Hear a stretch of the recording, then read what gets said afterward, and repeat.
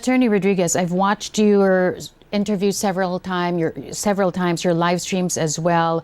You've been calling for transparency and accountability. At one point, you even said, wala namang masama sa pag-ako ng pagkakamali. Again, not verbatim, but in so many words, you said that.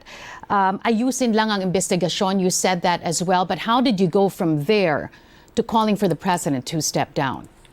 Ang linaw-linaw na eh. Ayusin yung investigation, pinagtatakpan yung mga alyado every time na may lalabas at magsasalita, ang laging sasabihin lang, destabilizer o kaya yinuyug-yug ang gobyerno. Again, corruption is destabilization. But that's where it gets tricky, Attorney Rodriguez, because who stands to benefit from your call for the president to step down? The Filipino people, Carmina, para matuldukan na itong korupsyon na ito. How can the Filipino people stand to benefit if the vice president takes the presidency by virtue of the president stepping down, when you're just going to put in place another dynasty whose history is also peppered with allegations of corruption, instability in behavior, even murder, deaths of countless deaths of your countrymen, Attorney Rodriguez, not to mention the damage to freedom of expression, which you oddly enough claim to protect as well. Go ahead.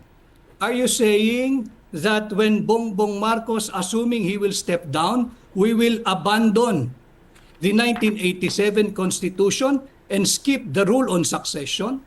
You've mentioned about murder.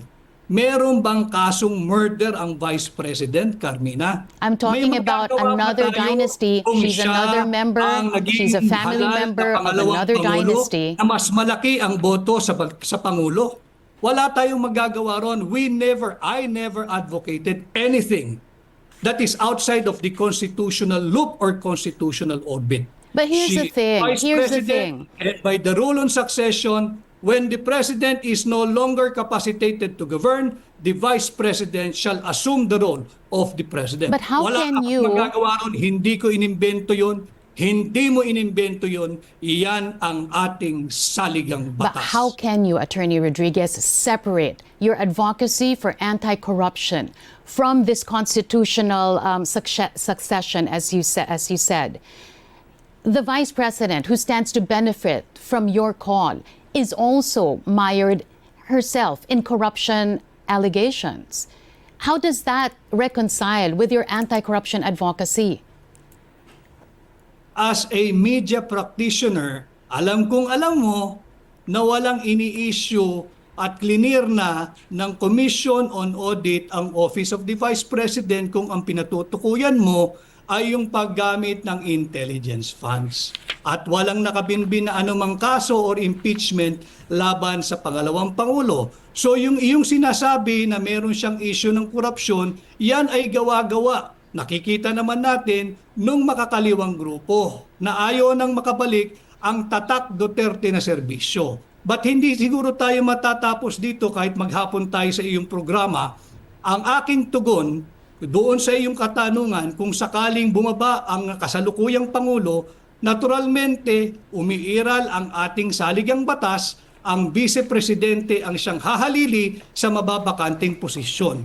Wala akong magagawa doon, wala kang magagawa, hindi natin pareho imbensyon yan. Iyan ay nakasulat, nakagarantiya at nakaukit sa ating 1987 Constitution. Again, people are saying, or at least there are groups who are saying, why stop at the president? Why not include the vice president as well?